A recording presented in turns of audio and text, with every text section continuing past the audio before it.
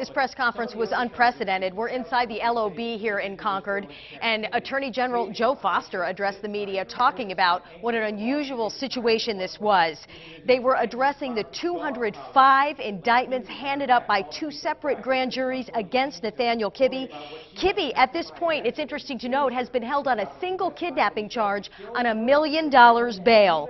Investigators striving here to protect the child victim and maintain the integrity of this case, and of course ensure a fair trial for Nathaniel Kibbe. The charges allege this child was held prisoner in Kibbe's Gorham mobile home for some 9 months.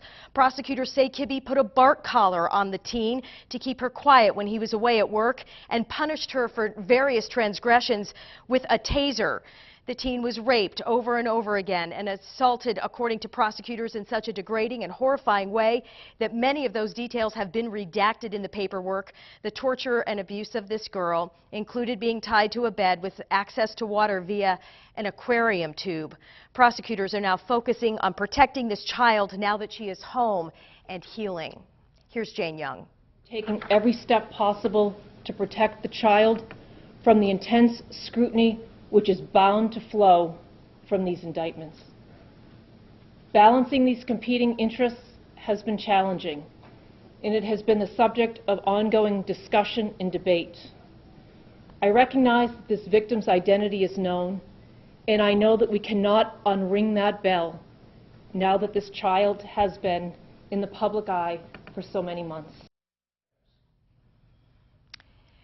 You know, investigators here noted that the injury to this victim continued after she returned home because of so much speculation about what was actually going on, and they are hoping that the release of these documents will quell the public queries and conjecture about what was actually going on there. Nathaniel Kibbe will be arraigned in early January in 2 separate counties to begin the long legal process against him. We're live in Concord this evening. Amy Cavino, WMUR News 9. Now, when the teenage girl, the alleged victim in this case, disappeared last fall in North Conway, community members came together to help find her. The group effort included everything from posters to searches through the woods. WMUR's Stephanie Woods is live in North Conway tonight, where people are reacting to today's charges. And Steph, what are they saying?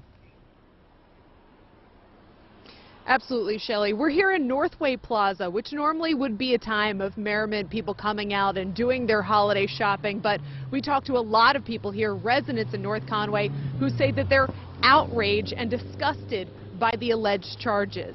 Now, of course, out of Conway today, or out of Concord rather, the Attorney General's office is indicting Nathaniel Kibbe on 200 charges ranging from sexual assault to felonious sexual assault to simple assault.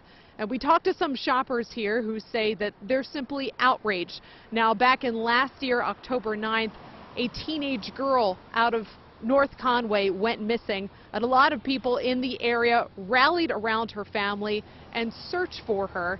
Now she eventually reunited with her family in July, but now people are saying if these charges do turn out to be true, they want her kidnapper brought to justice.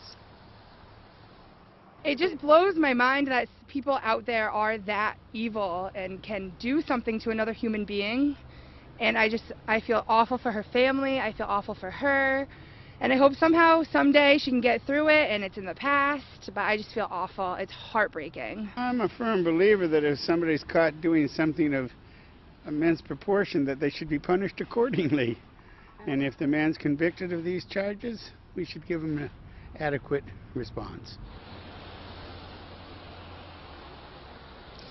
Now, in accordance with WMUR's policy of not identifying alleged victims of sexual assault, we are not naming the North Conway teen in this case.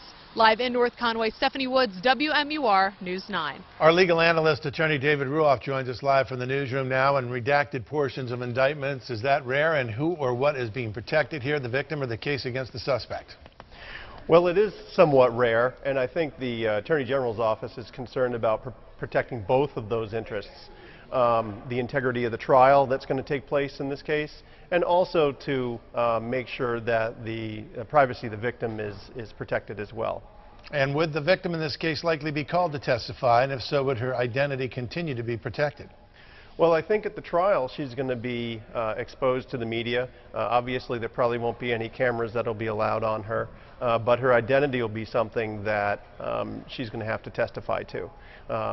She's going to be an integral part of this case, and that's probably why the Attorney General's office is very concerned about her mental health and her welfare. In a case like this, that with so much publicity, there was a large sense among the people in the viewing public that perhaps this was nothing but a standard runaway case. We now know that this was hardly a standard runaway case.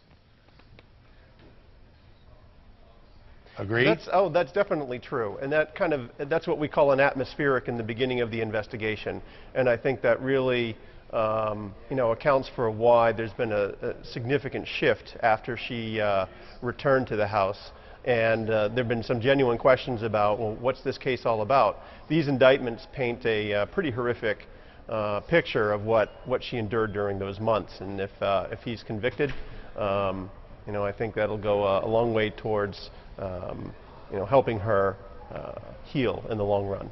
Okay, thank you very much, Dave Ruoff.